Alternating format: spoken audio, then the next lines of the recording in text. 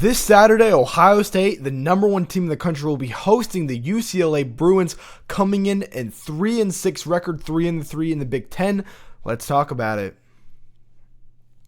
So Ohio State is looking to host Nico Iamaleava again in the shoe at night in prime time, just like the playoffs. This literally could have not happened any better than I think it's going to. I was considering wanting to go to this game, but it sounds like, I think if we can get there, like Christmas, birthday, going to the Big Ten championship, if we get there, we have to obviously get past the game at the end of the season. But if we are able to, looks like I will be having the honor of going to the Big Ten championship game, and I would much rather go to that game than go to this game. But this is a game that I wanted to go just because I was at the Ohio State-Tennessee game last year. I got to see Nico in the shoe. I got to see the Tennessee takeover. I got to see the first home playoff game in Ohio State history, and it was beautiful. It was a record, a program-setting record. It was the biggest blowout over an SEC team we've ever played, and we've played Vanderbilt before. So that was a ton of fun to watch. So obviously having him back in the shoe, which remember he came in, I think the spring. He came in the spring window. I mean, he left Tennessee the day spring games were happening. I remember I was going to the Ohio State spring game, and that's when Nico left. That's when it was announced that morning. So being able to have that game at home, and then for us to have it at night. I mean, it's literally. It's not going to be as cold, but it is the same circumstances as that Tennessee game, which I think is awesome. But let's talk about this game a little bit. I don't want to keep you guys waiting. So, this is a very lopsided spread, very similar to the Purdue one last week. Ohio State opened as 30, got up to 32, down to 31.5 point favorites. Very similar to last week. I think it was like 29 or 30. The over-under is very similar at 47. It was at 48 when it opened, 48.5, and now it's dropped to 47. So they think that there's going to be more points on Ohio State and a lower point total. Like usually when these spreads open, they have to adjust because they're like, well, we think Ohio State's going to win 39-8. It's like, well, do we think they're going to get to 8? So they kind of adjust it until like really the team is like, okay, we think you're going to score 7 and that's it. And that's kind of what I think this is. We've seen Ohio State's defense falter, at least the backups faltering on the road, looking at the Illinois game and then looking at the Purdue game at the end with Levi Roker. Excuse me. So, but like at home, let me bring up Ohio State's schedule. And I want, how many points have they allowed at home? So Texas only scored 7, Grambling scored 0, Ohio only scored 9. Really, it was 10. They missed an extra point, but they only scored 9. Minnesota was only 3. I think this game is going to be very similar to what that Minnesota game was. That was 42-3. Penn State scored 14, but like it was only 7. And that was it for home games. So we have UCLA at home, Rutgers, and then at Michigan to finish out the year. So, yeah, this game is almost completely lopsided in favor of Ohio State. Ohio State has this is 98.3% chance to win this game. So really no love for UCLA. They had their magic versus Penn State. And then it kind of crumbled with getting blown out by Indiana. What was that score? 56-6. They just lost at home to Nebraska with their backup quarterback. They did beat Maryland, which was good. They blew out Michigan State at Michigan State, and then had that close win. That was their first win of the season versus Penn State at home. So I think they are a talented team. Coming into the year, I thought they would be a 6-7 win team in the regular season. Really, I thought that maybe, maybe if they restarted their season, were they going to beat Utah? No. At UNLV, with how they're playing, kind of when they were motivated, I think they would have beaten UNLV. I think they would have beaten New Mexico. I think they would have beaten Northwestern. And maybe if they beat those teams and came into the Penn State game 3-1 or 2-2, and not 0-4, maybe Penn State actually wakes up and wins that game at Michigan State. So I think they, I mean, looking at their schedule, like 1 loss, 2 loss, 3 loss, 4, 5, 6. I could have seen them go 5-7, 6-6. They actually do have a really tough schedule. They got to face at Ohio State, Washington, then at USC. So a very tough, kind of like Oregon. The rest of the schedule is very tough, and it's a lot of those West Coast teams. They all kind of bunch them together in the schedule. But let's talk about some stats coming into this game. So Julian Sayin 2 weeks ago kind of leapfrogged in the beginning of the Heisman race. It turned down a little bit just because of the Fernando thing, and I already got heated up for that. I'm not going to do that again.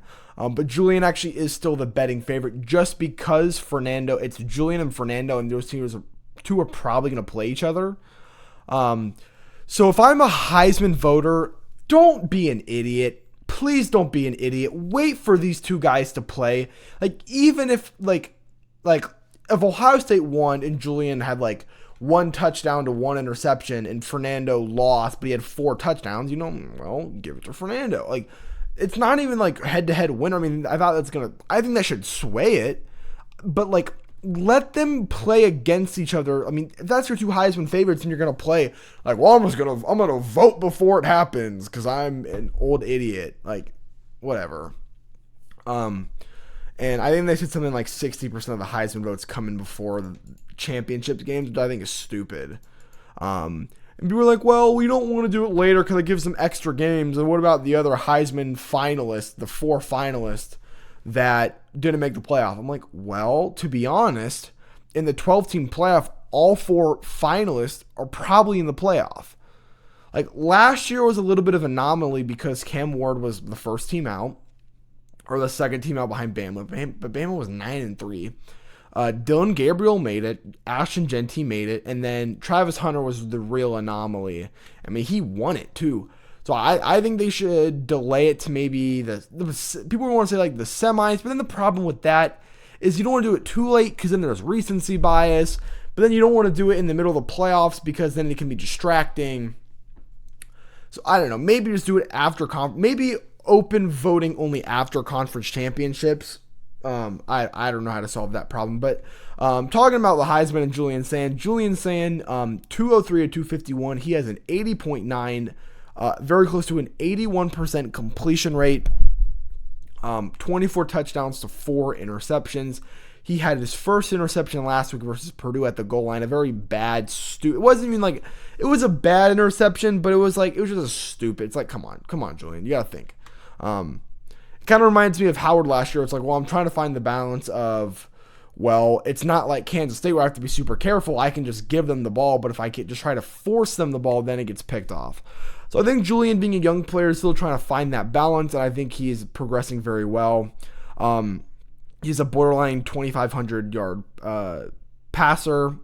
He, I think, is, I don't know, I don't have the stats brought up. I don't really know exactly where to find them. I use ESPN for a lot of my stats, and they don't really show everything well.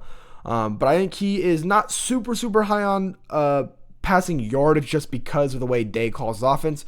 But, I mean, to be honest, if you're doing yardage and touchdowns, interceptions based on the percentage amount of snaps played, if you, we do this for teams. There's well, how many points are you scoring per play? We take how many snaps your total offense is played, divide it by how many, or get your total points and divide it by how many snaps you had, and that's how many points, so you'll have 0.6581 points per snap. So I would like to see that percentage for Julian, for all this, how many yards is Fernando throwing per snap play? Because they're playing a lot more snaps than Ohio State. Ohio State is effectively playing 1 less regular season game because of how slow they're playing, which is going to keep them fresher for the Big Ten championship, the national championship. So that is why. And even with that, Julian still has amazing stats. I think the real home runner with Julian is that what he's doing has never been done before, hasn't been done in the past 30 years, modern college football, is to have an 80+% completion rate 9 games in the season. Even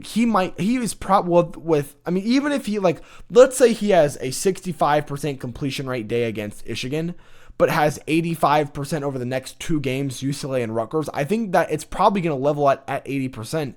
So to have throughout the entire regular season 80%, I mean through 12 games, I mean that is absolutely phenomenal. And that's something we kind of even saw from Will Howard last year, where he had like 72%, which was number 2 in the country and number 3 behind like Shadur and Dylan Gabriel, who are thought to be much better quarterbacks.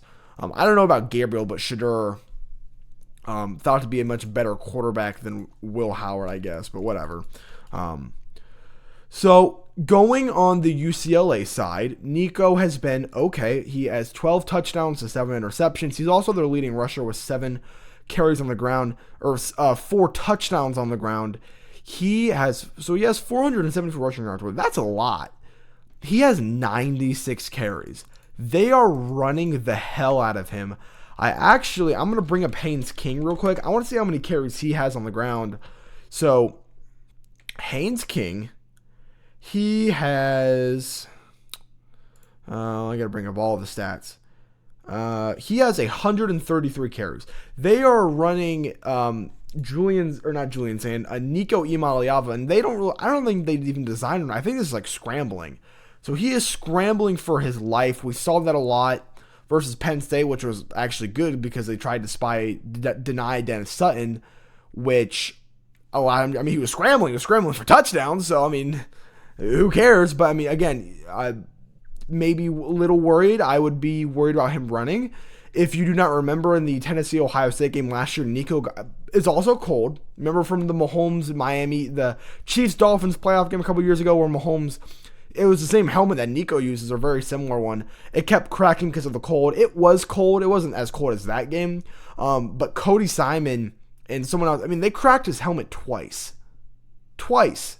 So I would be very wary if I am Tim Skipper and Neuheisel, the offensive coordinator, who's not the head coach. He's just the offensive coordinator. I don't know if you guys know that. Tim Skipper is the head coach of UCLA, or the interim head coach of UCLA. I would be very wary of trying to run him, especially when you know you're probably not going to win this game. I would just maybe not drop back every play, but work in some RPO, some Nico didn't like it, but what Tennessee did, what he's used to, is kind of that veer and shoot, that RPO. We're going to spread you out, dink and dunk here and there. We're going to try to rely on our run game, which it doesn't look like UCLA has a great run game. I just don't think they're a great team. But I think they have enough talent. But obviously, this is a very overmatched opponent. I mean, it's Jeremiah Smith. It's Bo Jackson. It's Arvell Reese, who might be, him and Caleb might be the 2 best defenders in the country. I think it's like Caleb, Arvell, and Ruben Bain. And those are your top 3 defenders. But, yeah, obviously, this is going to be another nightmare for Nico. I think he will have a lot of flashbacks. I will say it would be very funny if this game was a 42-17 game, because if that was the Tennessee game score. But I don't want them to score 17 points, so it'd be kind of alerting that we allowed 17. We've not allowed 17 all year. But yeah. So a couple of things I want to see from Ohio State. So I got 3 things. So some of them are reoccurring. So if you've watched videos in the past, you might get tired of this, but whatever. I want to see a 50-yard field goal. We were so damn close last week with a 45 and a 49. Jaden Fielding said in some interview or something that it is very hard to kick in the shoe.